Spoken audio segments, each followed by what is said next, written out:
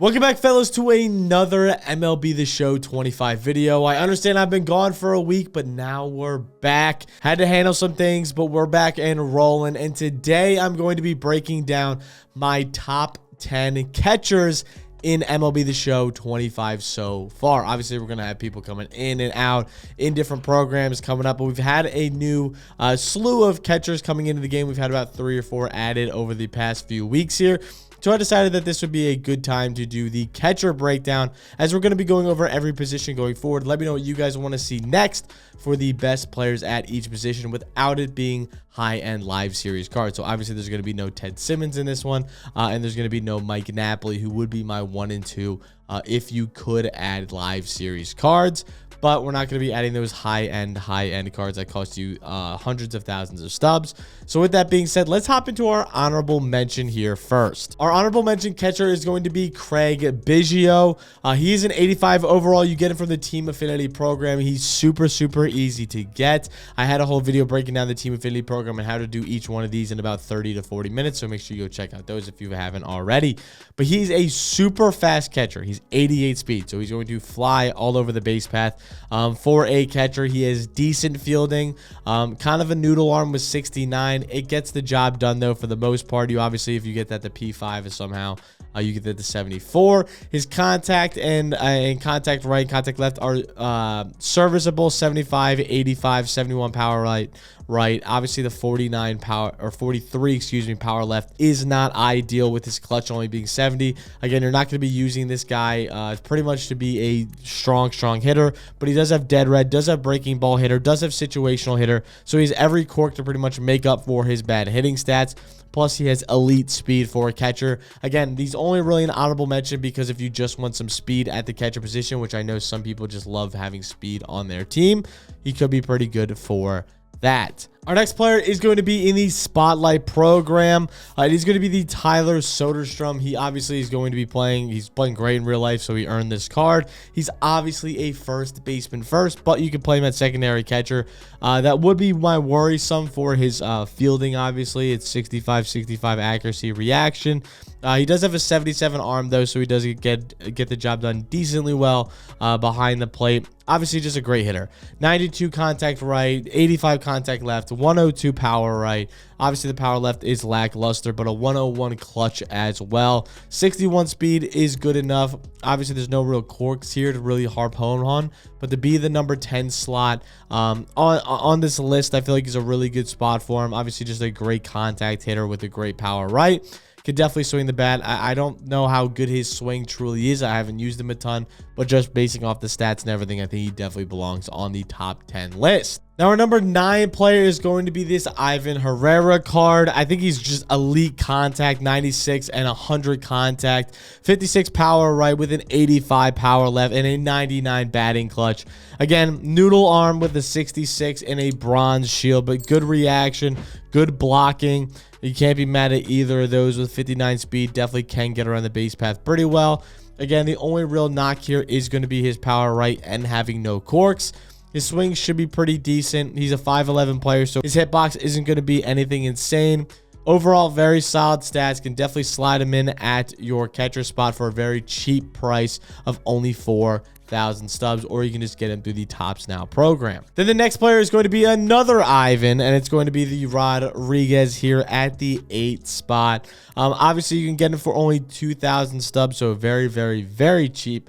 Great contact on both sides, lackluster on the power with 66 and 54, but he makes up on the defensive side of things with an 82 block, an 84 arm, 82 accuracy, and 80 fielding. One thing I've noticed in this game, it is very easy to steal bases. So when you have a good catcher, it does make a world of a difference. Obviously, him being 5'9" does kind of be a knock for him, but he does have dead red, situational hitter, and catcher pop time, so he's going to get a lot of players out at second, at third when you need to. So it's definitely going to be hard to steal on him. He definitely adds a little bit of boost to get him in this 8 spot. My next catcher is going to be another very cheap one, and he's a live series card. It's going to be this Adley Rutschman, a 96 block on the back end, which is kind of what but his weight here is with an 88 reaction. He's going to block everything, has a very good reaction, a solid arm at 82. He's going to be able to gun some people out, and he has 100 contact left, 64 contact right. I think this is a little bit boosted because I'm P3,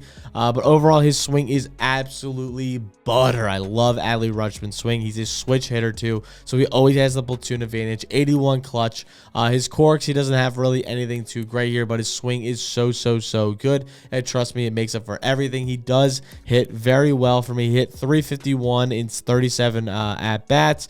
Obviously, only 2 dongs with his power being a little bit lower, but he definitely gets on base a very solid amount, so I would not be worried about that. A great card here to slide in at the 7th spot, and I really like him to slide onto this list. Then at this number 6 spot, we are going to have a little bit of a controversial one, but it is going to be the Shea Langeliers card. I really like this card. 60 contact on both sides, which makes him a little bit unusable at the higher levels, but his power is so good.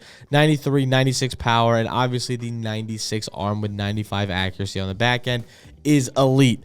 My only problem is he has 50 blocking. There are going to be a ton of pass balls despite him having an elite arm. 59 fielding with 50 blocking is certainly quite bad. 68 speed, not horrible as well. A 61 clutch. Just overall, and he has catcher pop time, so he will have that. But again, there's going to be a lot of balls that go past him. There's going to be a lot of missed opportunities to get some good hits because his just contact is so low. He does have a very good swing though. So a good swing, solid accuracy, very solid arm, catcher pop time. Does put him in at the 6th spot, but sadly I just can't put him higher. Honestly, I might even take Adley over him. I was kind of going back and forth on it here before we get to the top 5. So he's going to slide in here at my number 6. At my number 5 spot, we do have this Johnny Bench card. I know a lot of people have been using him for quite a while now. Just look at the defense. 88 block, 80 reaction, 87 accuracy, 85 arm, 85 fielding. He has very good corks with dead red, breaking ball hitter, rally monkey, unfazed, a situational hitter. He's a great boost there. He has solid hitting stats, nothing too crazy to blow your socks off. 73, 81, 73, 64. The only problem is he has a 48 clutch, which does suck. So obviously in clutch situations, you're not going to really be in a good spot with him. So you're going to have to make sure you use him in spots in your batting order to where he's not going to really be taking a lot of runners home. But 40 speed nonetheless, so he's not going to be a blazer either. Just pretty much this defense is going to make him just an elite player for you. Again, he's going to block everything, has a great arm, great accuracy, solid hitting stats, and Johnny Bench cards always have very good swings. So I do like Johnny Bench in this game, and I think he's an easy top 5 catcher for me. Could argue maybe Adley over him. Again, Adley's a little bit lower on this list if you really like this swing. But I really like Johnny Bench's swing, and I know he hits the ball very well. And I know a lot of people have really good success with him. So I can't put him too low on the list, but I think top 5 is a very good spot. Then coming into our number 4 spot, we have the Sam Basallo card. Again, if I'm saying anyone's name wrong, I do apologize, but he does have fantastic arm. He's very similar to the Langeliers card, just with way better contact. 86 contact, 81 contact left, 77 power left, or 77 power right, excuse me, with a 92 power left. A solid, nothing too fancy pitching clutch or batting clutch of 75. The only problem is he has no corks, but we can get past that as he does have a 92 arm with 90 accuracy. Again, the main thing that we're going to be talking about is his 62 block. A lot of balls will be getting past him. His reaction isn't great either, along with his fielding is pretty slow. So again, behind the plate, he might struggle a little bit, but his arm is going to make up for a lot of that. No catcher pop time, which does make up for, which is a problem for a lot of people, but his hitting stats are overall very solid with a great arm, great accuracy. I've played against this card an absolute ton. He's always a bitch to go against.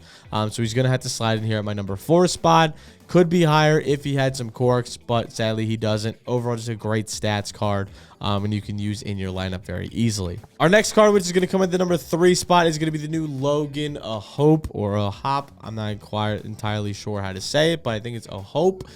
With that being said, this card looks just overall very solid.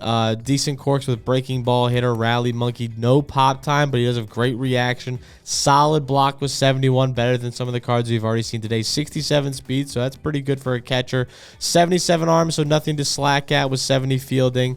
71 batting clutch, so again, it's not the best, but he has overall great power.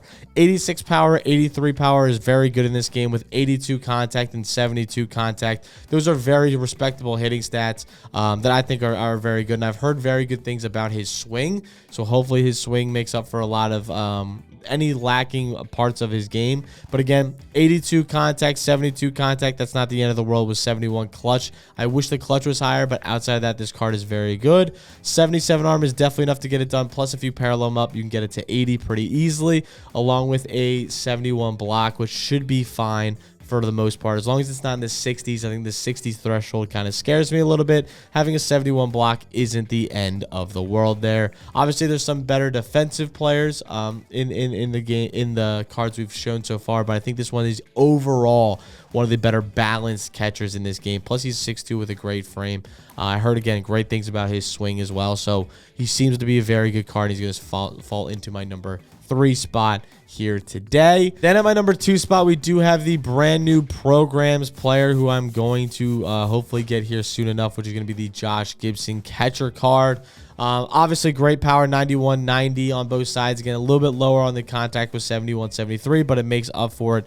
79 batting clutch. I keep saying pitching clutch. I apologize. 79 batting clutch. Overall decent defense there with 80 block, great block. Good accuracy, 78 arm, which again you can parallel up into the 80s along with the fielding. So again, when you parallel this card even to parallel 3, you're seeing a lot of these 80s come across with 90 power. Again, the contact's a little bit low with the clutch a little bit low. Seems to be a common theme with these catcher cards, but it gets the job done for sure. 73 contact can be used at pretty much all levels. It is just going to be a little bit annoying, but it does get the job done. I wish this card had some quirks, but sadly we don't get it. Overall, this card has just very good stats, though, and I'm not going to knock it. A decent swing as well. Then my last card is going to be a card that almost everybody loves in this game, and all the comp players that don't have Ted Simmons use this card. That's the Jason Varitek. You get him from the, or you can't get him anymore. You can get him from the rewind, I think, of the multiplayer programs. He was in last season's multiplayer program. The defense is lackluster for sure. 61 block, a lot of balls will go past him. 76 arm isn't great either. You can parallel up to 80, but for the most part, he's going to be probably in the 70s there. Just a switch hitter with a very, very good swing, very good contact, solid power, but he has a lot of pop despite the power. I never batted well with him. I only have 16 at-bats with him. I didn't love using him a ton as I'm such a Ted Simmons homer, but he is objectively a very good card with Dead Red as a first pitch hitter as well, table setter. He's just objectively a very good card. I've seen every single top team I've played against either has this card or a Ted Simmons card at catcher. There's some that have a mix and match, a few of the people on this list. For the most part, it's either Jason or it's Ted Simmons almost every single time. The switch hitter is just such a valuable asset that you can't get away from. And his swing is absolutely butter. It's absolutely butter. It's so easy to hit a nuke with this card despite his power being wherever it is.